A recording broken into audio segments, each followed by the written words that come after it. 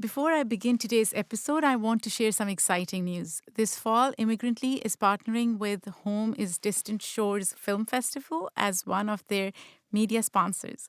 For those of you who don't know what it is, this film festival is a celebration of immigration and refugee stories through films and music videos.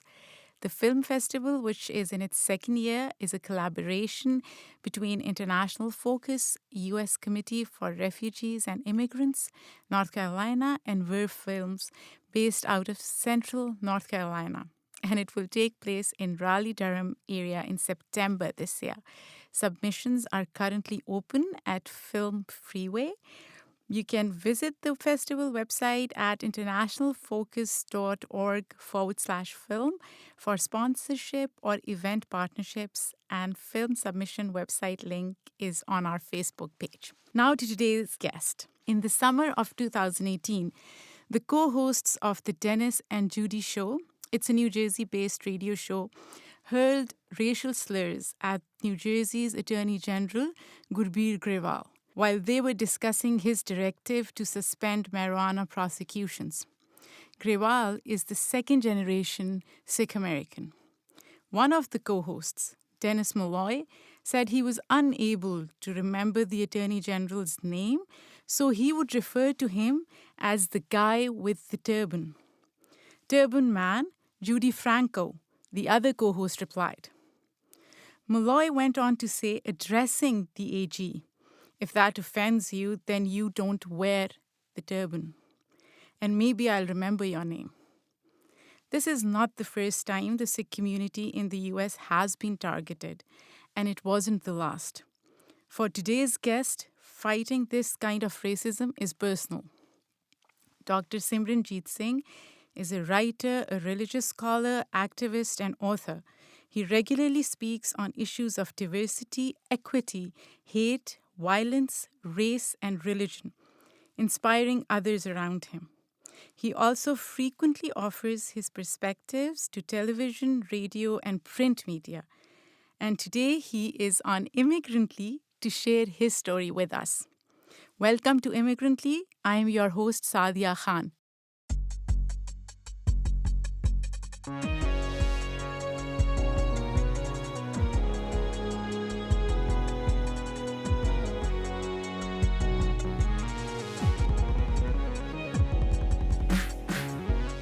If I fictionalized the story, I could not have come up with something more unbelievable. And I think there's something similar that comes with how people who don't experience racism like I do or like you do, like it's kind of for them, they just don't know. And like, how are they supposed to know if it's not their reality?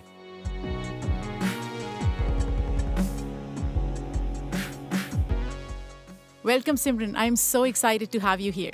Thank you. Thanks for having me. I'm happy to be here. So I will start with a question that you ask the guests on your podcast, Spirited. Who are you at your core and what drives you? It's strange when the question is turned on you. And like, oh, this is such a hard question. I should stop asking it to people.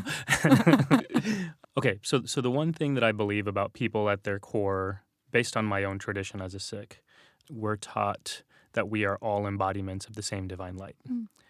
So I believe that. And so I believe that about everyone else. It's harder to believe that about yourself sometimes because you know your own flaws and all that. So, but I theoretically believe it. I'm trying to live that way and see that light in everyone and in myself. But when you say you believe this about others and not yourself, are you then assuming that others don't have flaws? You know, it's harder sometimes to overlook your own shortcomings. I don't know. I think some people are wired differently, and for some people it's easier to see shortcomings in others and easier in yourself. And yeah, I think part of it is how I grew up in sort of a racialized identity and was always having to look at myself as being assumed to be inferior. And maybe I've internalized some of that. I don't know where it comes from. It's a strange thing for me to try and turn around this idea on myself and say, well, actually, if you believe this, then you are as divine as everyone else. I'm like, oh yeah, that's probably true. I should live that way. I should think that way about myself. And so what drives you? What drives me is, I think this one's a little easier, probably because maybe I'm overly simplifying it. I think just the desire to be happy. And so that's probably something that's shared among most people. And I think, the the paths we take to find happiness and joy in our lives can look very different. But I think that's what I like try and do every day. And so that's from early morning when I wake up and, my kids are young. I wake up with them and we hang out and play. And then I go to work. Like all of that, my work, I find fulfilling and brings me happiness. Being outside, exercising, like all those things. And so I just constantly find myself choosing to do things that I think will bring me more happiness. And so that's probably the most active driving force. So you're second generation American. Correct. You're not an immigrant. Correct, not Your myself. parents are. They came from Punjab, Exactly. India, right? Exactly. Have you ever had a conversation with your parents about why they chose to come to the U.S.? I have. And there are a few reasons. I think the sort of stereotypical story of looking for more opportunities, thinking that this would be a place where they would have a higher ceiling and more potential, and particularly for their kids. And so I always saw that as like a strange explanation until now I have kids and I'm like, oh, I would do anything for them. I would pack up everything and go somewhere else if it meant a better future for them. So that makes more sense to me now. I think the less stereotypical part of the story is that they left Punjab when it was in political upheaval in the 70s, and that kind of climaxed in the 80s and early 90s. And so it was in many ways a release from tension as much as it was a search for opportunity. So there was both the push and pull at the same time. That's something that we see with immigrants. Immigrants are on a wide spectrum when it comes to why they came here. Because when I think about my story, I don't know why we came here. Like, I know because, like, my husband and I, we came for college. But I wasn't ready to come here.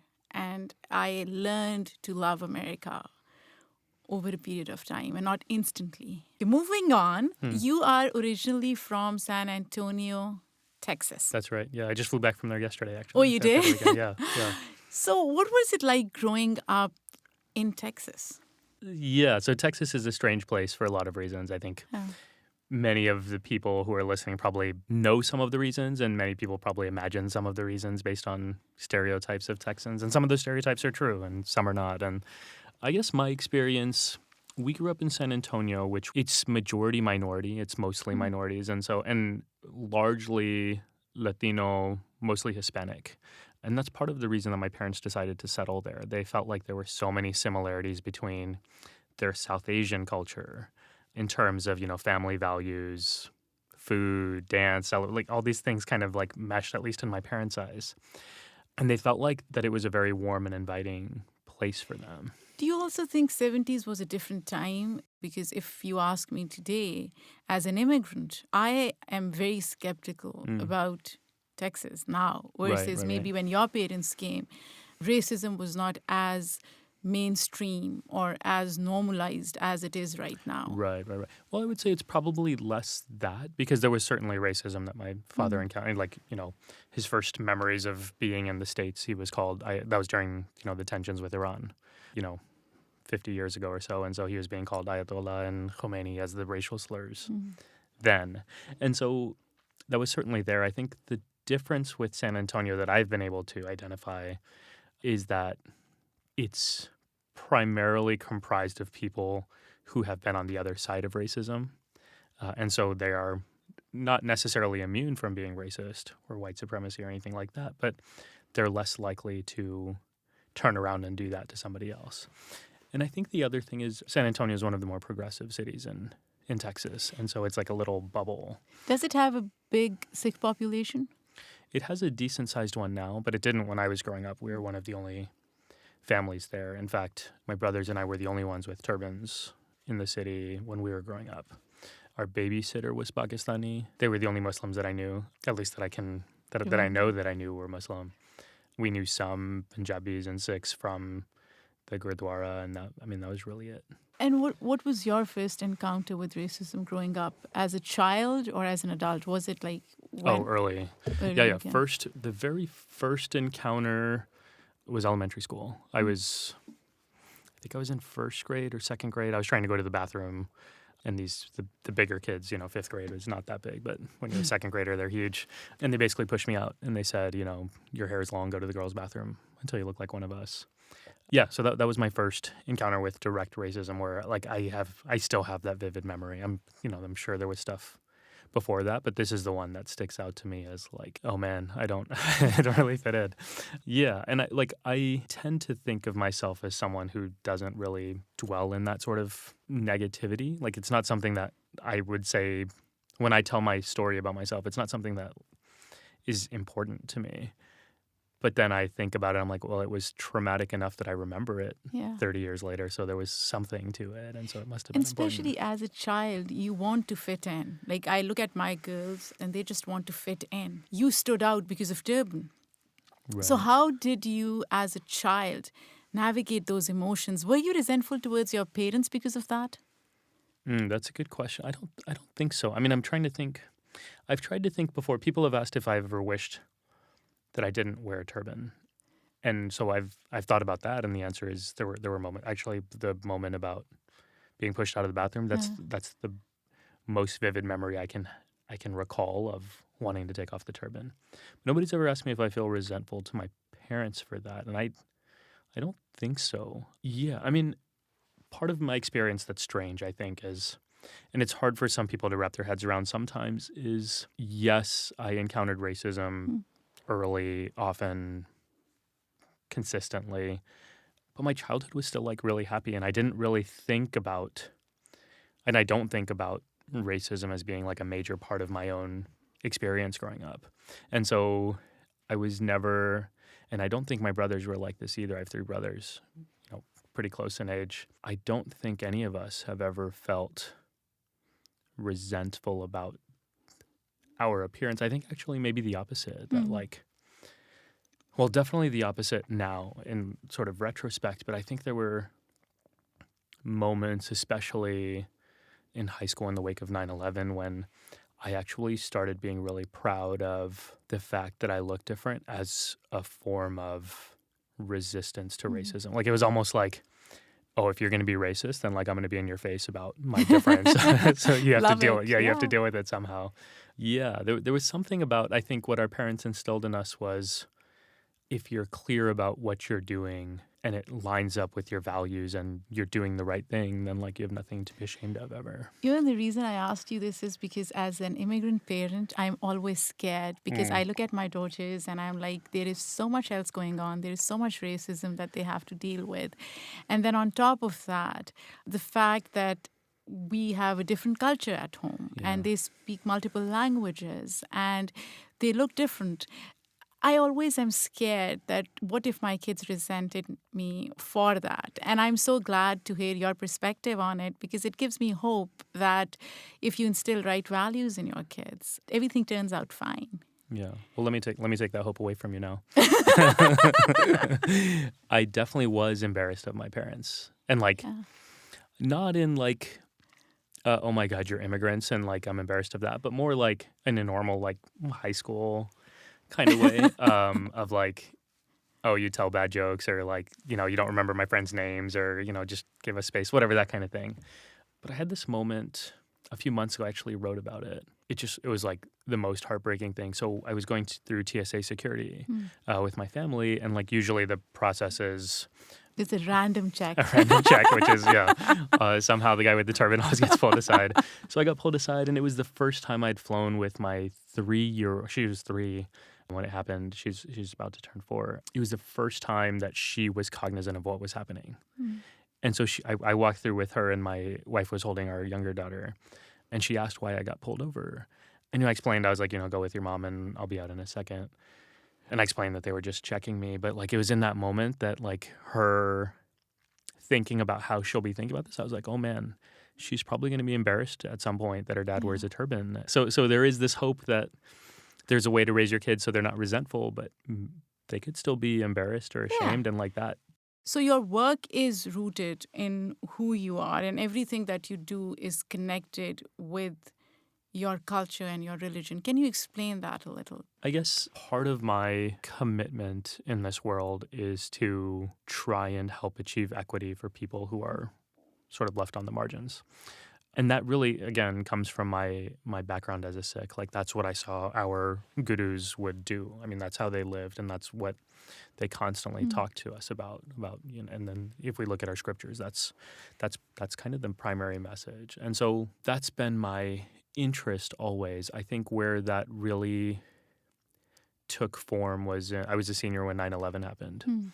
And that is when I first started to see the relationship, or at least the connections of across the country, of how racism manifests itself against all sorts of communities. And in that moment, it was particularly Muslims, Arabs, South Asians, Sikhs. And I was just, I mean, it kind of blew my mind that these people who I knew nothing about and had never met were all of a sudden linked to me as my kinfolk. And so that was like, oh, and kind of witnessing in the post 9/11 context that the people who were the most vulnerable also had the least power in society. Like at that time, especially, like, who from the Muslim community or the Sikh community was going to go on CNN and talk about, hey, we're people too, right? Simran, did you even ever feel that I'm not even a Muslim? Why am I being targeted? I could say it in this way, like, before 9/11, so like during the 80s and 90s, that's when the U.S. began its war with Iraq and Operation Desert Storm. I remember then, like, people called me Saddam and Iraqi as like their sort of racist terms. And then later on, it became Bin Laden and Taliban and that sort of thing. Did you correct them? No, I mean, usually if people are yelling something hateful towards you, they're not open to any sort of like response. And so it would be more, I mean, when I was in middle school, I remember like it usually happened on the soccer field. And it would be, so this is kind of the other part of the story of growing up in Texas. Like, San Antonio is progressive, but when you travel with a sports team around to different parts of Texas, then you kind of get a flavor of the uglier stuff. But yeah, I would get in fights in soccer games. Like, people would come after me, and my teammates would stand up for me, and it would get messy. But even in those situations, like, it's not actually about them hating me because they think I'm a Muslim. They're just like angry kids who are like whatever, right? And so that was that. I think the time that I started thinking about how to deal with being perceived as a Muslim, even though I'm not, was like right after 9/11. You know, our family, we all stayed at home for several days. And a Sikh man was killed in Arizona 4 days after the terrorist attacks. And the man who killed him called him a raghead and an Iranian and a Arab and a Middle Easterner. Like, he used all these slurs that like showed that he very clearly had no idea what he was doing, but he just was angry about the terrorist attacks. And so that's when I was a senior in high school, and in our house, we started having a conversation of like, hey, this is going to happen. You have to figure out how you want to deal with it. And it was like it wasn't a one-time conversation. It was a long conversation. And the way that my parents would always talk to us was like, you always think about your actions in a way that lines up with your values. And so at home, we started talking about this. Online, the community started talking about, you know, what do we do? And it became pretty clear pretty quickly that like we had to figure out a way that corrected people's racism without deflecting it onto the Muslim community. And so, I mean, then it was, what we came up with was basically a 3-part response, which was like, I'm not a Muslim, I'm a Sikh. Even if I was a Muslim, what you're doing is messed up. And like, let me give you an opportunity to like think through why that's messed up. I think what I've noticed recently is I've actually, in a lot of cases, left out, you know, for Americans, 3 takeaways can be a lot. So now I've usually just come to like, what you're doing is racist and messed up, and like, let me explain to you why. And like, if I get to the part about me being a Sikh, like, that's fine. But like, getting rid of hate seems to me more important at the moment in certain situations. Let's talk about Sikhism. Now, in American society, there are like altered views of religions and different religious identities, and some of it is influenced by media portrayal. Do you think it is crucial to have our voices heard more to correct some of the stereotypes around religion and ethnicity and cultural identity? And how much are people aware of Sikhism as a religion? It's fifth largest It's the fifth religion largest, in yeah. the world. Oh, so no one in America is aware of Sikhism. I mean, a recent study found 70% of Americans couldn't identify a Sikh in a photo, and we're the most visibly identifiable community. I'll give you an example. Yesterday, I was doing research for your interview, and I typed something, and the first thing that came up in Google search was, "Are Sikhs Muslims?" Yeah, no, I mean it's a common. I mean, I want to say it's a misconception, but it's not even a misconception. It's like a misconception assumes that you have a conception in the first place, and it's wrong. The thing about America is we don't even like think about people who aren't. Like We don't us. see ourselves as right. So like Sikhs aren't even part of the equation. And then when they see someone who looks like me, they're like, "Oh, this reminds me of such and such person, so he must be an Iranian Ayatollah." And like, okay, or like this person looks like Bin Laden because that's what I see on TV. So like, it kind of helps answer your other question about why representation matters. I mean, there are a lot of reasons why representation matters, but one of the things is when we have such simplistic stereotypes of who people are on the basis of individuals, or especially what we see in America is on the basis of foreign policy and tense foreign relations. Like we only really talk about people in other countries when we have a problem with them. Yeah. And so if you look like somebody from another country and we have a problem with them, like you're in trouble, right? And so like it's troubling to me that like, and this is true. I mean, I'm thinking about this for my kids too. Like, why is it that the only people that they'll ever see on TV that looks like their dad is going to be a violent terrorist, right? Like that's really scary to me. Of like, how do I correct that? And like, first of all, it shouldn't be on me to correct that. But second of all, what resources do I have to like counter something as prolific and powerful as mass media? Like probably not much. I can do some work at home, but like that probably works for 5-7 years, and then all of a sudden she'll be in middle school or high school, and then like she's paying attention to them more than she is paying attention to me. So like it's something that is a huge problem for lots of communities, and we have so many conversations about why representation matters. Yeah, I mean, I think one of the most dangerous things we do as people, like it's easy to understand why we simplify. We only know what we know. So like if we know one black person, like they're a representation of all black people, and if they're nice, then black people are nice, and if they're not nice, then you're like black people are not nice. And so to diversify that is really important. And so right now what I'm seeing is an opening up of space enough that there's tokenization. So like you'll have one Muslim or one, I mean, I could tell you who that Muslim is on CNN. There's one black person, one whatever, right? Like you get tokenized, but you end up reproducing the same stereotype. Which is not really representation, though. It's more like, okay, showing diversity, which is very different from true representation. Exactly. And like if you get a spectrum of people from a community, then you can actually realize that just like any other community it's complicated, right? Like they're just people. So like I don't have to make the case to people that like there are good Christians and bad Christians, or good people and white and bad white people, right? Like it's taken for granted. But if I was to say, for example, like it blows people's minds when I say that the fascist leader of India right now is running on a Hindu platform. They're like, "Oh no, but Gandhi was a Hindu." And I'm like, "Yeah, Gandhi was a Hindu. He was a pacifist, but like that doesn't mean that Hinduism can't be weaponized by somebody who's tyrannical like this, right?" Like every religion has that. So I think the only religion that, especially in the West, is considered violent is Islam, right? And we've faced the brunt of that, because I've had conversations with many people where people will say things like Islam is inherently violent. And I'm like, no, any religion can be politicized and weaponized to control citizenry, to commit human rights violations. And I think America has this notion of creating heroes and villains, whether it's countries, individuals, and it's very difficult to cut through the noise and make sense. And that's something that I find extremely frustrating. yeah. How do you deal with that? One of my most helpful instruments is history. And to understand that none of this is new is really helpful. Because when you feel like it's all on us to fix in our lifetime, like that's not going to happen. We're not going to fix it. Yeah.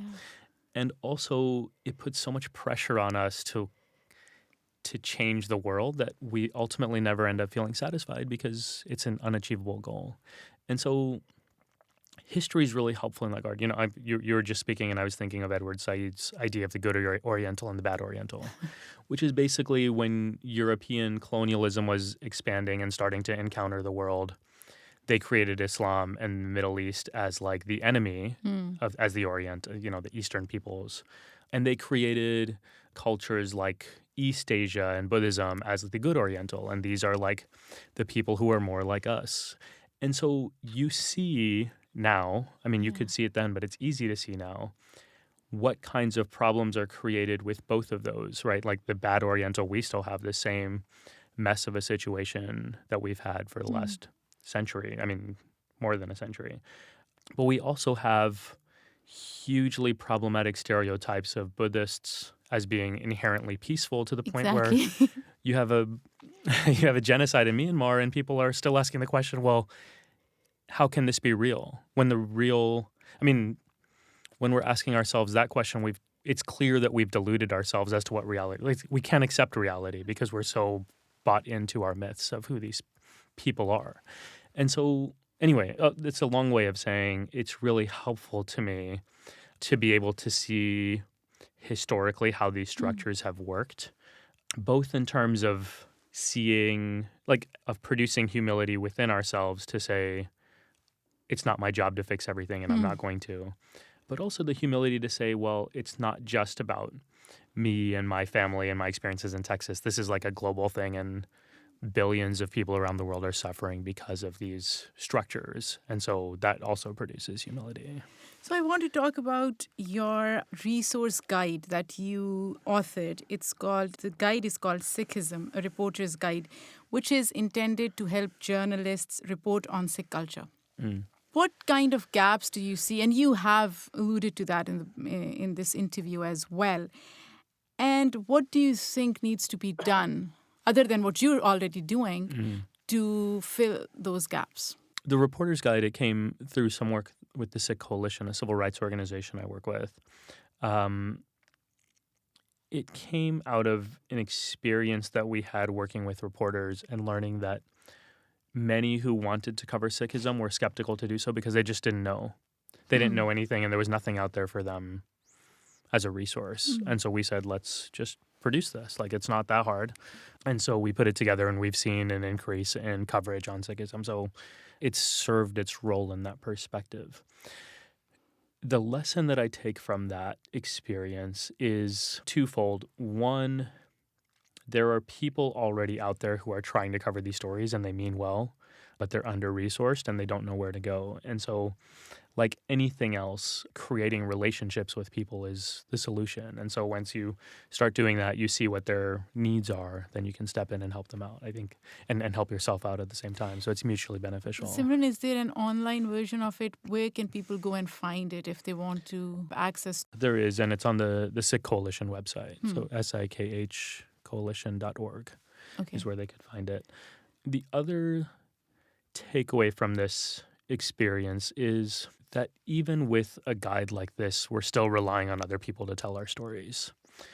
And you can only get so far with that. And it's not necessarily always possible to open up opportunities or open up doors for yourself to tell your own story or your community to tell their own stories. But again, through creating relationships with people who do that, you can hopefully start that process, I guess is what I'm trying to say. But what else needs to happen is people in positions of power, and this is not journalists I'm talking about people who are corporate, who are running these companies, like they need to have the awareness of that these are issues that we need to address and that there is a responsibility to do so. I think today, Stephen King, who generally is on point with his political analysis, he put out a tweet today saying he doesn't consider diversity as being important in the creation of art. Oh, wow. And I mean, anybody who studies this stuff understands immediately the value that comes from multiple perspectives. But here, I think we're actually talking about something more than just perspective. It's actually like people's lives are at stake.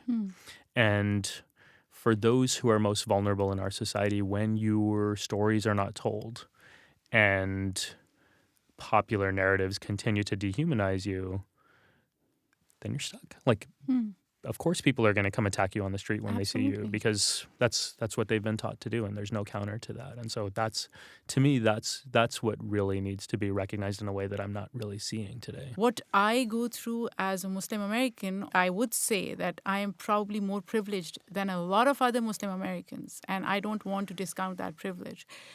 But what I've experienced, because I came to the US in post 9/11 era. So what I've seen in US is paranoia against Muslims and people of color. That's what I've seen. And similarly for you, as a second generation American, Sikh American, it's in what you've lived. That experience cannot be communicated by somebody else who has no idea of that lived experience that you've been through. I just wrote a children's book biography of one of my heroes. I was going to ask you about that, by the way. Fauja Singh. Fauja Singh. And it's a biography, so it's actually about his life. But the crazy thing is, if I fictionalized the story, I could not have come up with something more unbelievable. And I think there's something similar that comes with how people who don't experience racism like I do or like you do, like it's kind of for them, they just don't know. And like, how are they supposed to know if it's not their reality? And so for me, that really came to my consciousness when I was in college, in graduate school. One of my best friends from high school saw me post something about something annoying, a racist incident that I experienced. And he was like, I can't believe that happened to you. I was like, how do you not know that happens to me all the time? He was one of my closest friends. And he was like, you never talk about it. Like, how would I know? Like, I assume that it happened and I knew it used to happen, but I didn't know it continued. And that opened my eyes to the fact that, like, it's not necessarily my responsibility to teach white people about white supremacy. But at the same time, like, there is an opportunity for me to help people see what they can't or that they don't experience. And so for me, at least, that's been an important revelation through that. Talking about Fauja Singh, Oh, so yeah. as I was doing research about you, I came across your children's book, and then I started doing research on Fauja Singh. And this is a true story, as you mentioned. Fauja Singh started running a marathon at the age of 89, I believe. Yeah. I wasn't able to find any recent articles about him, so I was a bit concerned. I hope he's fine. And where does this word Fauja come from? When I was growing up, I used to hear this term Fauji. And Fauji is soldier. Right. Is Fauja a derivative of Fauji? It is, yeah. It is. Yeah, exactly. That's interesting. Yeah. Is it a dialect of Punjabi that's spoken specifically in India? I don't know where Fauja comes from as opposed to Fauj or Fauji. Fauji meaning Soldier. battalion or army, and Fauja being soldier or warrior. Right. Sorry, Fauji being, soldier or warrior. I guess here's the cool thing about it. His name and it matches up so well with his story. I mean, not in a traditional way of like, this man is a military soldier, but like his perseverance throughout his life. I mean, it's incredible. So he's the first 100-year-old to run a marathon. He's now 108. He still walks many miles a day. And so this book will come out in August. It's through Penguin and Random House. So it should be, hopefully, it'll do well. And to our knowledge, it's the first major press book to feature a Sikh character. And for me, growing up, it was like I would always go to the bookstores and look for stuff on Sikhs. When I was a kid, I would do it in the children's section. When I grew up, I started looking in the religion section, and like, there's nothing ever. And so, again, getting back to the point about representation mattering, like, for kids to see someone who looks like a Sikh, someone who's a Sikh in the book that they're reading. I mean, I'm so excited about that. And you share your passion for marathon with Fauja Singh. You run marathons as well. Yeah, six now. Yeah. Yeah, I actually started because of him. And like, Oh, you started because of him. I say that I was inspired. I mean, I always ran because of soccer. I ran cross country, but never ran a marathon. And the day he finished his at the age of 100 was the day I signed up for my first one. Wow. So it was like a mix between being inspired and being ashamed. I was like, man, this guy's 100. I don't have any excuses. Yeah, that's true. So I follow your Twitter very regularly. How do you keep calm? Because I see other people, being pissed and angry, and I get angry at times, right? Yeah. But then English is not my first language. So fitting 280 characters of not being as angry or being too angry gets complicated for me. But there are people who are extremely angry. And whenever I see your tweets, you're like calm and you're just, getting your message across, which is so effective. How do you do that? I don't know where I learned this lesson. I should reflect on this. But there was a point in my life, I think it was around high school or college. I'll think about it later and get back to you, where I learned that people's racism is not my problem, it's their problem. Yeah. And like, it's so hard to be deluded by that because you're the one being targeted. And there was a point at which one of my spiritual mentors, we were talking about something like this, but historically as an example of like how we ought to live. And he was like, why do you think the gurus, the Sikh gurus, in moments of being targeted were able to love back? And I was like, I don't know, like maybe they didn't like feel any pain or, anything like that. And he was like, well, actually, like they did. Of course they felt pain. They were humans. But they realized that they felt so much compassion for other people's pain that they could recognize when they were hurting on the inside. And so it was a lesson for me on people's hate. It has very little, it has nothing to do with it. They don't know me. Most of the time, they don't even know what community I belong to. Like they mean to get someone else. So it really has nothing to do with me. And so I think once I learned that, it's made it a lot easier to not get upset when people come after me. And you have a wonderful podcast, Spirited. Thank How you. is that experience going? Oh, it's so fun. Yeah, it is fun, right? If I had, I wish I had started podcasting like 5 years ago. I wouldn't do anything else. It's like the most fun thing. You just like sit and hang out with people you want to hang out with. Yeah, it is so much fun. And I've been doing this for a year. And I have met the most amazing people. And I know that if I wasn't doing podcasting, I could never share the same physical space with them. All the celebrities are doing it, which sometimes makes me angry. I thought this was space for like creative people, not celebrities. They're creative people, but in different ways. But it bothers me, but that's fine. There are 750,000 podcasts out there. Is that true? Yeah. I didn't know that. So before I end my interview, I always ask my guests this question. If you were to describe America, how would you do that?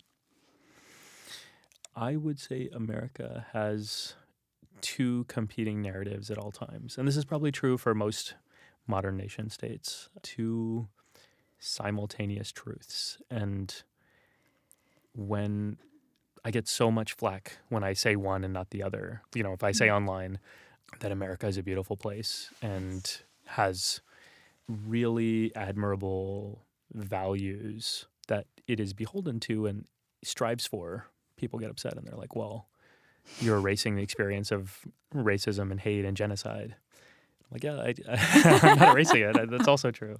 But if you say that America is built on the backs of, white supremacy and religious supremacy and hate and slavery and, genocide of indigenous people, then people will say, well, why do you hate America? There's all these beautiful things. Yeah.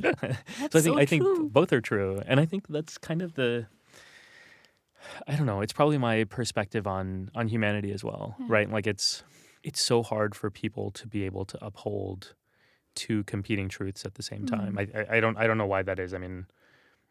I ascribe a lot of it to how we're taught in schools that according to the scientific method, there's always one answer. There's always one truth. What is that one truth? There can't be two real things that are objectively true or good or valuable.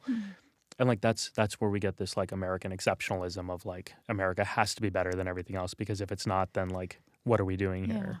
Right, and like the same with white supremacy, all these sorts of things. And so, yeah, for me, it's really important that we learn to hold multiple truths. And in the story of America, I think both of those are absolutely true.